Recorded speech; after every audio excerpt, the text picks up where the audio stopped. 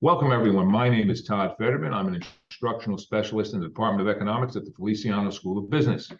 Joining me today is David Axelrod, also an instructional specialist here at the Feliciano School. We're here for another episode of our podcast, What's Going On with the Economy? David, in our last episode, everyone was talking about one of the main problems in the economy, which is inflation. Now, the two of us both teach macroeconomics here at the Feliciano School. And when we talk about problems with the economy, we focus on two topics. We talk about inflation, and then the other main problem to the economy is recession. So what exactly is a recession? Everybody's talking about it now. What exactly is it? Let's start, understanding why we're concerned about recession. So we're interested in how much an economy produces, since that affects not only standard of living, but for many, whether they even have the basics to live. Declines in economic production can signal growing social instability and thus is of great interest to both investors and government policymakers. So an economy is said to be in a recession when the amount it produces is decreasing. We often use the criteria that an economy which has a GDP that falls over at least 2 quarters is in recession. All right, time out. All right, we're using some verbiage there. GDP. What exactly is GDP? I'll take the definition. GDP stands for gross domestic product, by far and away the most widely used measure of economic activity. We try and get one number to tell us about economic activity. So what is gross domestic product? Gross means total. Domestic means made here in the United States. Product means goods and services produced here. And we have a government agency called BEA, the Bureau of Economic Analysis. And one of their jobs is to measure how much goods and services is being produced in this country. Okay, David, so GDP, gross domestic product, the total amount of goods and services being produced. What's going on right now with GDP?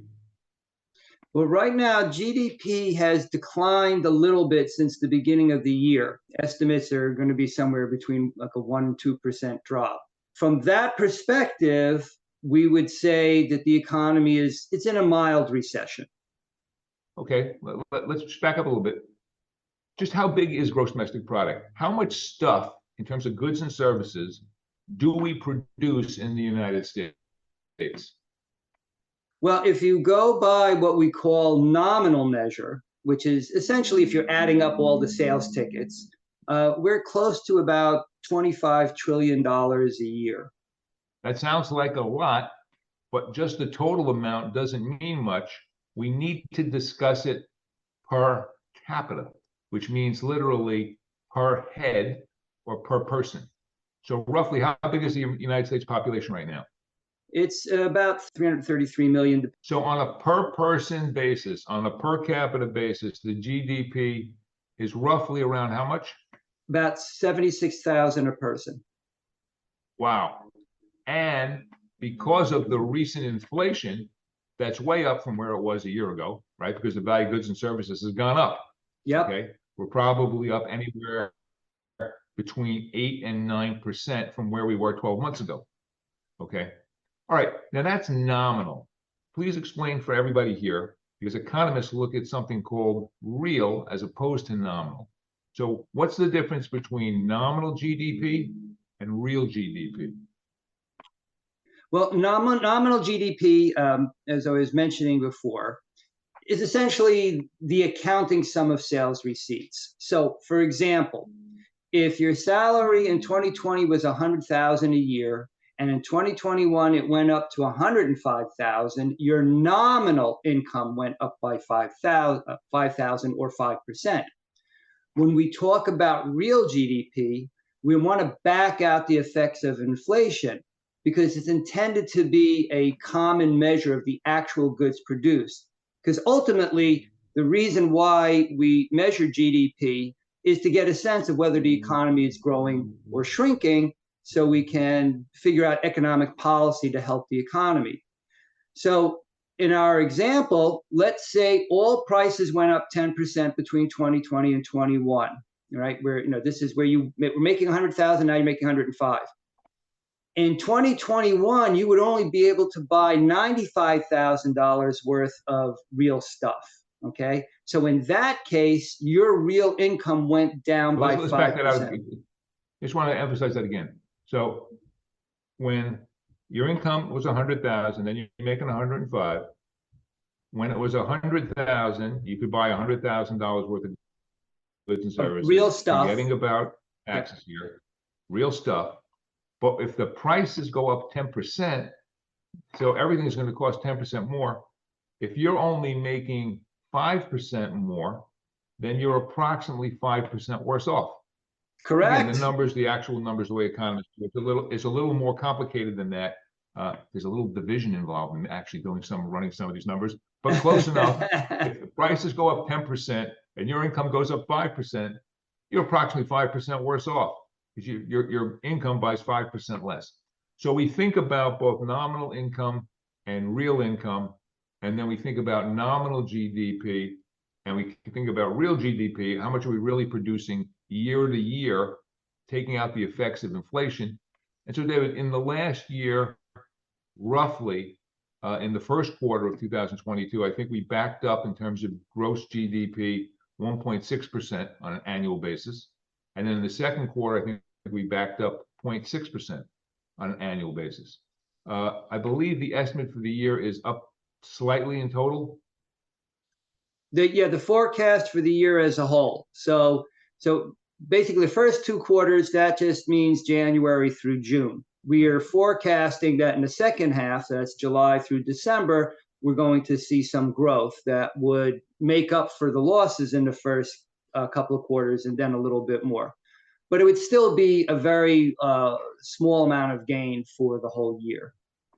All right, let's take the United States GDP per capita, and let's put this in perspective. Lots of talk about China's economy eventually catching up and overtaking the United States. I believe we still have a larger GDP, but they're getting closer. But how does their GDP per capita compare to the United States? Well, the GDP per capita of China, and again, because they have different currency, some of these measures are a little bit different, but it's approximately 20 to 25% of what we have in the US. So roughly speaking, if you're in China, GDP per capita is about a fourth of that in the United States. So even though China as a whole nation is basically about as large as an economy as the United States, because they've got 4 times as many people, the amount produced per person is only about a fourth. Right. So we are substantially more wealthy. Let's take a little back step over here. So currently the economy is shrinking a little. We are, in fact, first half of the year making slightly less real amounts of goods and services. Historically, though, the pattern, which, by the way, economic growth wasn't always the case. Prior to the Industrial Revolution, economic growth was very small. It was the advent of machinery that could multiply people's productivity that brought about true growth in terms of people being able to consume more goods and services. So prior to the mid-1700s and the invention of the steam engine, there wasn't a lot of economic growth. Since then, there's been a steady amount of growth in the developed nations, and undeveloped nations are catching up. I went back and did some data. From 1970 to 2020, right before the pandemic hit, gross domestic product, not per capita, just the total amount of goods and services, grew approximately 2.8% a year. Okay, that's real amount of stuff. Every year, 2.8% more stuff. Per capita, from 1970 to 2020, GDP grew on a real basis approximately 1.7%. So the difference between the 2.8 and the 1.7, that's the population growth. To put that in perspective, 50 years of growth at 1.7% per year, that means a person in 2020 is consuming 2.4 times as much as a person in 1970. And think about that for a minute. A person in 1970 didn't have a cell phone. Now everyone today in the United States, not everyone, most people in the United States walk around with a little computer in their pocket that costs anywhere from $600 to $1,000. 1970, air conditioning wasn't everywhere. Now it's everywhere. Number of cars per person up dramatically. All kinds of technology, computers, home entertainment, so many things more that people are consuming. So yeah, the relentless growth over time, even at something at 1.7% a year, turns out to double, more than double the amount of goods that people consume over a 50-year span. Okay, so recently, the economy's been backing up. David, I think you said first quarter, we think it got smaller by 1.6%, second quarter by 0.6%. And to be precise, when we say it's down 1.6, this is on an annualized basis. Right. So we take the data for 3 months and we extrapolate to what it would be if it was an annual number. Now that's the production of goods and services. But when I think of recession, obviously the first thing that comes into mind is less goods and services. But I really think of people being laid off from their jobs because business is bad. We're producing less goods and services, businesses are selling less, and therefore they have to lay people off. But so far, has there been an impact on the unemployment rate, David? There's been a slight increase in unemployment. It bottomed out at about 3.5%, and right now it's about 3.7%. So it's been a little bit of an increase in unemployment. But nowhere near the kinds of unemployment we saw in previous recessions. There's an old joke. What's the difference between a recession and a depression? A recession is when your neighbor loses their job. A depression is when you lose your job. And so far, anecdotally, we don't have a lot of evidence of people losing their jobs. There's been a slight uptick in unemployment, but it remains at historically very low levels. Yes, it is still historically low. While people are concerned and they're hearing things about the economy slowing down, they might not be experiencing it, which brings us back to the true pain that people are experiencing right now, which is, David? Inflation. Inflation. Inflation definitely is probably more important than what's going on with GDP. One of the discussions, David, that we talk about a lot in our classes, okay, we talk about a lot. There are two main economic policy machines in Washington, okay? Fiscal policy and monetary policy.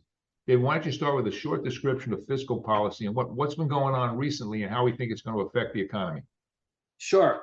So fiscal policy refers to the spending and taxing policies that a government puts out. In the United States, since the pandemic, we have seen the government spend a lot of money, a lot of money. And the whole point of it was to try to keep the economy going, because when the pandemic first hit, unemployment went from about 3.5% and jumped up to about 14% within a couple of months. So policy-wise, economists typically recommend when you're in recession, you have high unemployment, government should spend more, okay?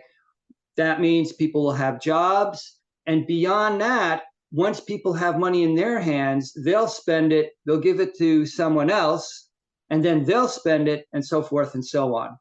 But we've added many trillions of dollars worth of government spending in the last couple of years. So that's certainly helped us, unemployment low, but when you spend that much money, it puts a lot of pressure on prices to go up. Which is exactly the case. There have been numerous different, we're not going to outline all of them here. There have been numerous stimulus programs in response to COVID. Recently, Congress also passed that infrastructure bill. You can't drive anywhere in New Jersey without seeing road work being done everywhere, including right next to Montclair State, where they're still in the middle of, I don't know how many year-long project to spend $250 million to fix the intersection of Route 3 and Route 46. So the federal government budget affects the economy. When the government spends more than it takes in taxes, it provides stimulus to the economy. The other major player in terms of policy is the Federal Reserve Bank, because they have the power to influence interest rates. They can raise or lower the supply of money. Interest is the price of money. If they increase the supply of money, there's more money around, it lowers interest rates. In response to the 2008 Great Recession, and basically ever since, and certainly right as the pandemic started, the Federal Reserve has dramatically increased the money supply to keep interest rates low.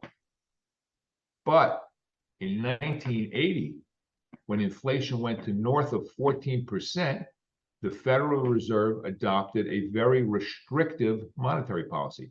So what that means is they took money out of the economy. And don't have time in this podcast to discuss how they do it, but they reduced the money supply. By reducing the money supply, interest rates went up. When interest rates went up, people slowed down purchases of houses, people slowed down purchases of cars, businesses slowed down making houses, businesses slowed down investment. All of that slowdown took pressure away from buying goods and services, and inflation, which was running north of 14%, collapsed to less than 5% within a year, year and a half. So now the Federal Reserve, which had been very expansive in its policy in response to COVID, they've changed, they've turned around, and they've started restricting the money supply, increasing interest rates. And as we are recording this today, they're going to be having a meeting where they're probably going to be raising short-term interest rates again by 3/4 of a point, and raising the federal funds rate, which is the interest rate that banks charge each other for overnight loans, from 2.5 to 3.25%, with the whole goal being to stamp out inflation, because when inflation is running more than 2 or 2.5% a year, there's too much pain in the economy. Certain people will be impacted more than others. Okay, David, have we sorted out everything that's going on in the economy today? At least we have a little bit better of what's going on. Yeah, I mean, again, you know, we keep reading about recession. Again, when I think of recession, while in the classroom we talk about less goods and services, I really feel about, I know somebody who lost their job. And right now, I don't know anybody who's lost their job because the economy's bad. Okay, it's a very personal anecdotal. David, in 2008, we all knew numerous people who had been put out of work because the economy was bad. We were in a deep recession. People were losing their jobs. People started getting nervous. Right now, we don't feel that pain. We feel the pain that there are many households that are feeling budgetary pain because the price of gas spiked to $5, and oh my God, that blew a hole in people's household budgets. Food prices are up. So people are feeling pain from inflation, but not quite feeling that pain from recession yet. Okay, I think that's enough for today. I don't think we've sorted everything out. Stay tuned for the next edition of What's Going On in the Economy. This is Todd Federman, Instructional Specialist from Montclair State. David Axelrod, Instructional Specialist. See you on the next podcast.